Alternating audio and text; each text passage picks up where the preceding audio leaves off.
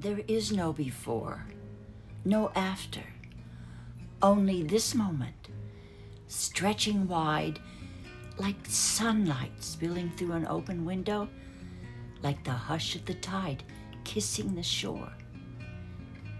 The past was a teacher, the future an open road, but here, right here, is where life hums its quiet song.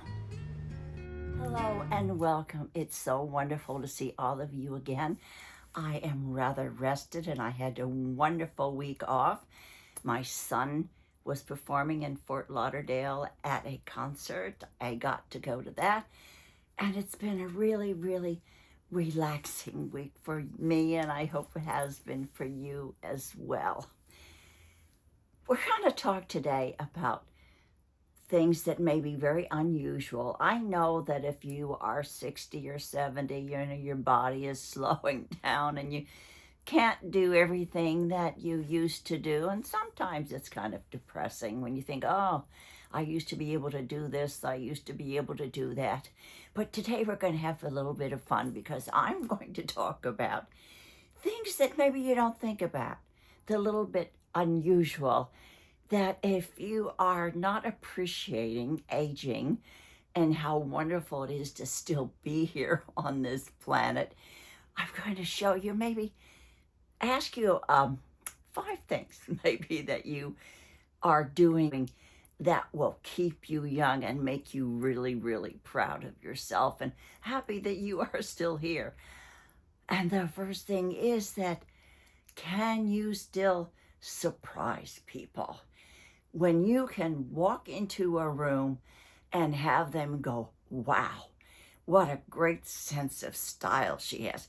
Oh, look at her posture. She walks like a 40-year-old. Oh my gosh, she can really rock that hairstyle. If you can just stroll into a room and take charge of who you are and be proud of who you are and just own the room, you are winning and you are so awesome. Absolutely awesome. And it's easy to do because if you believe in you, then everybody else, it's like a sponge. They will have your energy and they will be attracted to you like a magnet. So get your endorphins going, and when you walk into a room, be proud of who you are and how old you are, and you will be truly, truly awesome. Number 2, can you still fix things with your own 2 hands? To be honest, I'm going to share with you that I have never had a husband who could do anything mechanical. They couldn't fix a toaster, they couldn't fix a light, almost couldn't even screw in a light bulb. I am so lucky because when I was a little girl, I watched my father and he was always so handy. So by osmosis, I learned how to do a lot of things. I have always been able to fix things with my own 2 hands, whether it's to fix a toaster, whether it's to put on a new socket or to hang curtains or to do about anything handy, change the filter, and the filter and the sink, and to fix the washer when the faucet is dripping. I am always able to do that. So believe it or not, still at 86, I am the fixer here down in Florida. And I am so proud of myself, and I am thinking myself to be so awesome that I don't need a handyman most times because I can do it myself. So if you can still be the fixer in your house, awesome and good for you. Are you able to just throw things in a backpack and go? Or do you have to have all of those suitcases, all of those crazy things and pile in this outfit and that outfit and that outfit? If you are adventurous and you're willing to just to get up and go and say yes to a lot of different adventures, throw on a backpack and go and do something that you've never done before, you are so totally awesome. I know the other day, my son was here, as I said, doing a concert in Fort Lauderdale.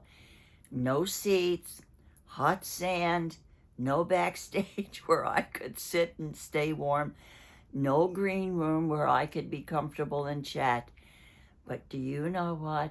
I put on my great big sun hat and a good pair of sneakers that would keep my toes from burning in the sand. And I stood for an hour and I watched my son with all these young'uns around me. And I felt that I was awesome because I was able to do that with lots of water.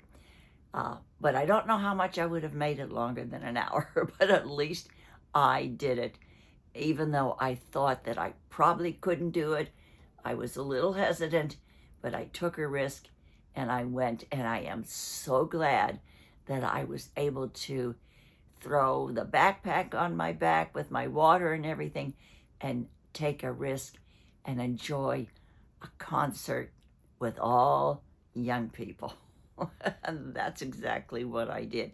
And you can do it as well. And if you do take risks, if you do go out of your comfort zone, you are thoroughly an awesome, awesome person.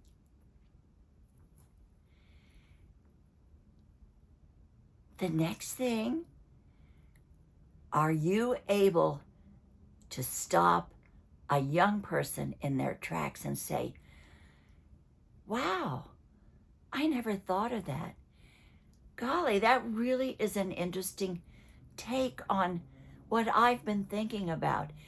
If you can still impart wisdom and advice to the young people in your family, to young people that you encounter, consider yourself an awesome human being who is able to share all of your wisdom that you've gathered through the years without preaching, but you're able to share what you know and maybe guide a young person in their life so that they are not so afraid, so that they really can believe in themselves,